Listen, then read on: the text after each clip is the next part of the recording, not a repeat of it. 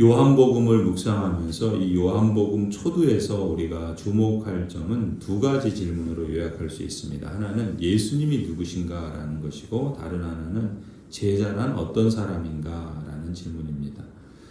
요한복음 1장 19절부터 오늘 우리가 읽은 51절까지는 예수님께서 부르신 첫 제자들, 이 첫 제자들이 예수님이 누구신가 이러한 질문에 대해서 말하는 신앙 고백들을 다 모아놨다 할 수 있습니다.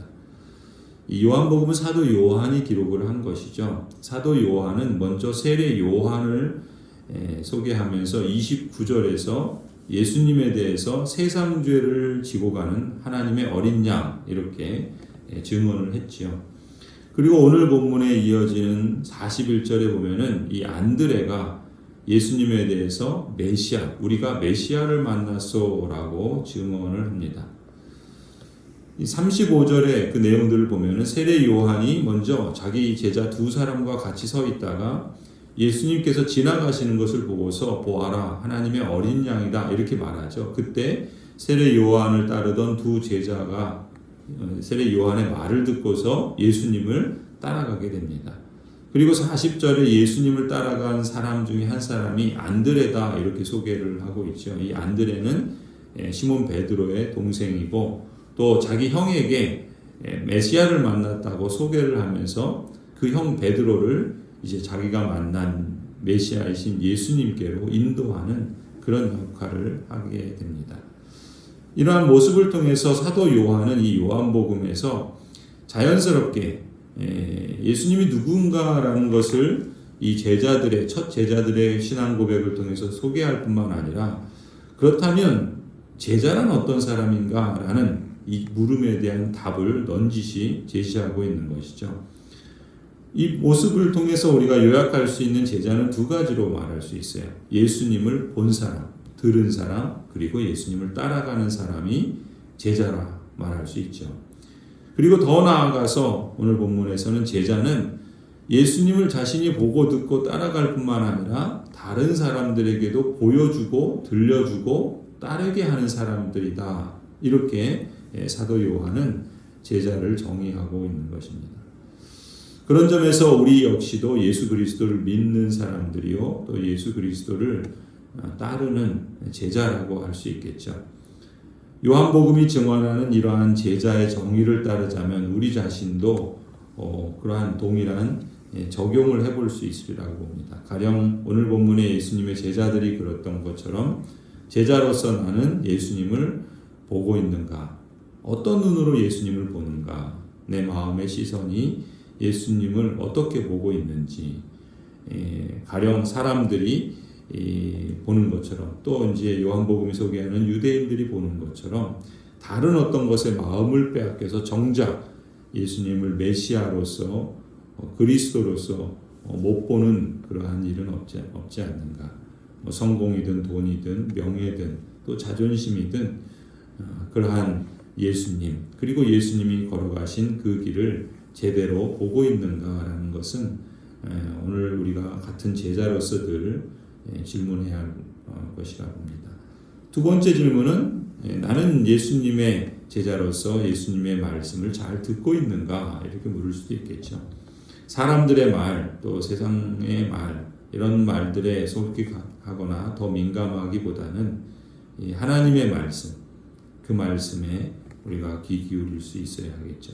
내가 듣고 싶은 말, 내 욕심에 끌리는 말 그런 말을 주님의 말이라고 착각하면서 꼭 고집하고 있지는 않는지 반대로 주님의 말씀을 들으려고 힘쓰고 배우려고 노력하고 또 정기적으로 또 수시로 말씀을 묵상하고 그 말씀을 따라 내 삶을 해석하고 잘못한 것이 있다면 돌이키고 바로잡고 또 하나님이 기뻐하시는 것을 추구하고 있다면 더욱 힘써 하나님의 인도하심을 따라 용기를 내어 담대하게 나아갈 수 있도록 또한 시시때때로 또 경건한 독서를 통해서 우리의 생각이 이 세상에 붙잡혀 있지 않고 영원한 의식을 갖도록 도와주며 우리가 삼시세끼 밥을 먹듯이 내 영혼에도 적절한 영의 양식을 공급하고 있는가 우리가 잘 말씀을 듣고 있는가를 우리 자신에게 적용할 필요가 있겠죠.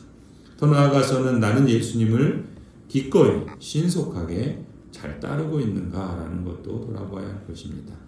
장갈뱅이 고백한 것처럼 주님, 내 마음을 기꺼이 신속하게 주님께 바칩니다 라고 하는 것처럼 우리가 이 고백, 이러한 삶의 자세를 늘 우리 평생에 일념으로 삼고 또 그렇게 추구하고자 해야 하지 않을까.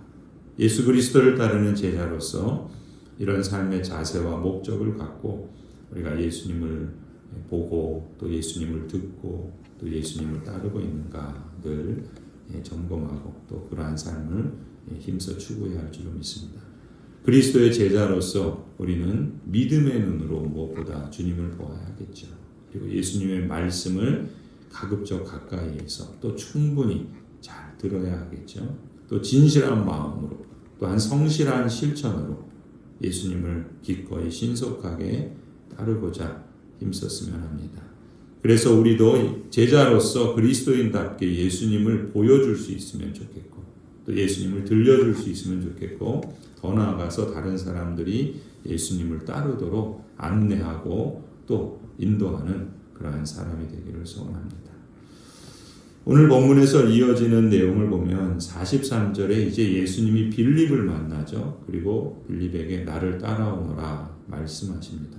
그러자 빌립은 나다나엘이라는 사람에게 자신이 만난 예수님에 대해서 소개해 주죠. 모세가 율법에 기록하였고 여러 선지자가 기록한 그분을 만났다. 이렇게 증언을 합니다. 그런데 이 말을 들은 나다나엘은 정작 이렇게 대답하죠. 나사렛에서 무슨 선한 것이 나오냐. 그럴 수 있겠느냐라고 의구심을 표현합니다.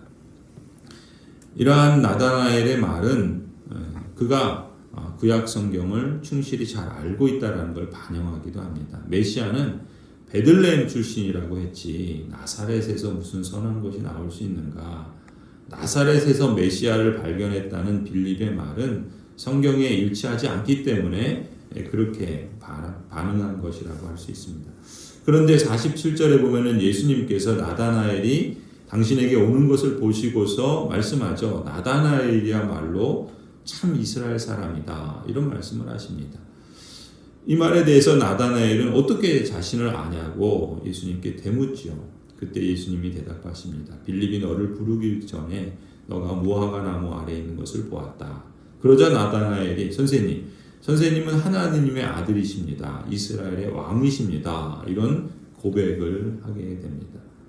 이 나다나엘이 예수님에 대해서 하나님의 아들이다. 이스라엘의 왕이다. 라고 고백한 것은 역시 이 나다나엘이 구약 성경을 잘 알았고 다시 말해서 구약 성경에서 약속하신 그러한 약속, 즉 유대인들이 오랫동안 기다려왔던 메시아 그리스도에 대한 반응이라고 볼 수가 있습니다. 사무엘하 7장에 보면은 하나님께서 이 나단 선지자를 통해서 다윗에게 언약하신 약속이 있죠. 너의 수가 다하면 너의 씨를 일으켜서 너의 왕위에 앉히고 그렇게 해서 너의 집을 세우겠다. 그를 나의 아들로 삼겠다. 그리고 그러하여금 나를 위해 성전을 짓게 하겠다. 하나님께서 다윗에게 언약하신 말씀을 사무엘하 7장에서 확인할 수 있는데 이 나다나엘은 말하자면 그 메시아의 약속이 다윗의 가문을 통해서 오실 것이다 라고 하는 것을 믿었던 것입니다. 그러니까 하나님께서 다윗의 한 아들로 하여금 왕위를 계승하게 해서 다윗 왕조를 세우시겠다라는 그런 약속이었고 그런 점에서 이스라엘의 진정한 왕이신 하나님을 대신해서 합법적으로 통치하는 자를 세워서 하나님의 아들로 삼겠다라고 하는 약속인데 이 빌립과 나다나엘 같은 예수님의 첫 제자들은 나사렛 예수가 바로 구약 성경에서 약속한 그러한 메시아 곧 하나님의 아들로서 이스라엘 왕이라 이렇게 고백하게 된 것이죠. 물론 이 나다나엘의 고백에 그 자체는 맞는 고백이었습니다. 예수님을 다윗에게 약속하신 메시아 그리스도로 고백하는 것은 틀리지 않죠. 다만 이 당시에 유대인들이 기대한 메시아상은 예수님이 보여주시고 들려주시고 또 제시하시는 그러한 메시아의 모습과는 좀 달랐습니다. 유대인들이 기대한 메시아는 어떤 존재였는가? 만일 예수님이 메시아라고 한다면 이방 민족을 정복하는 일을 해야 합니다. 무엇보다 당시 로마의 압제하에 있었기 때문에 그런 식민지적 삶에서 자유케 하는 그런 민족 해방의 일을 해야 할 것이고, 그런 점에서 정치적인 자유를 가져다주고 자연스럽게 경제적인 풍요를 일으키며 사회 정의를 가져다주는 그런 메시아 그리스도를 생각했다라는 것이죠. 그런데 그러한 생각이 옳지 않다라고 하는 가르침이 예수님의 말씀에서 이제 확연하게 이 요한복음을 통해 드러나게 됩니다. 가령 50절에 보면 예수님께서 말씀하시죠. 너가 무화과 나무 아래 있을 때 내가 너를 보았다고 해서 믿느냐? 이것보다 더 큰 일을 너가 볼 것이다.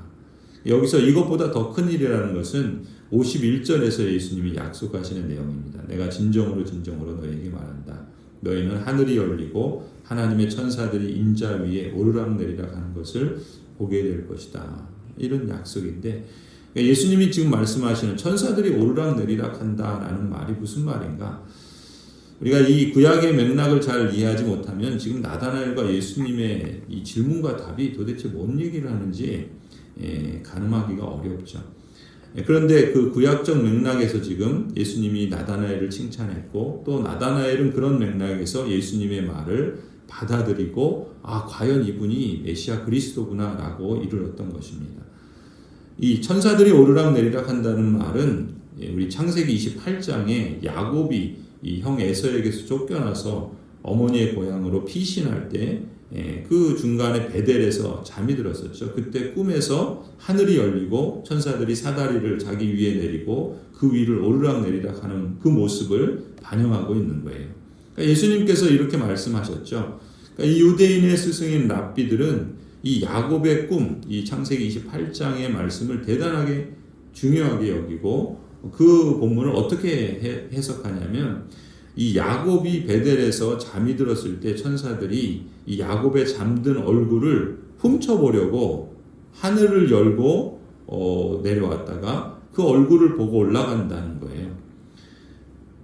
이 천사들조차도 하나님의 보좌에 앉아 계신 그 참되신 하나님, 그분을 시종 들고 있었지만 그런 다른 그 하나님의 얼굴이 너무나도 영광스럽고 너무나도 존귀한 분이어서 그 얼굴을 마주보고 대할 수가 없었는데, 이 천사들이 땅에 내려와서 베델에서 잠자고 있는 이 야곱의 얼굴을 보는 겁니다. 왜 보냐면 하나님의 보좌에 앉아 계신 참되신 그분의 얼굴을 한번 보려면 땅에 내려와서 베델에서 잠자고 있는 이 야곱의 얼굴을 보면 그분을 보는 것 같다. 그래서 천사들이 서로 줄을 이어서 내려와서 이 야곱의 얼굴을 보고 하늘로 올라갔다. 이렇게 유대인들은 랍비들은 해석을 합니다. 다시 말해서 땅 위의 야곱의 진정한 실체가 하늘에 하나님의 보좌에 앉아 계시는데, 그분의 얼굴이 너무나 영광스럽고 거룩해서 쳐다볼 수가 없는 거예요.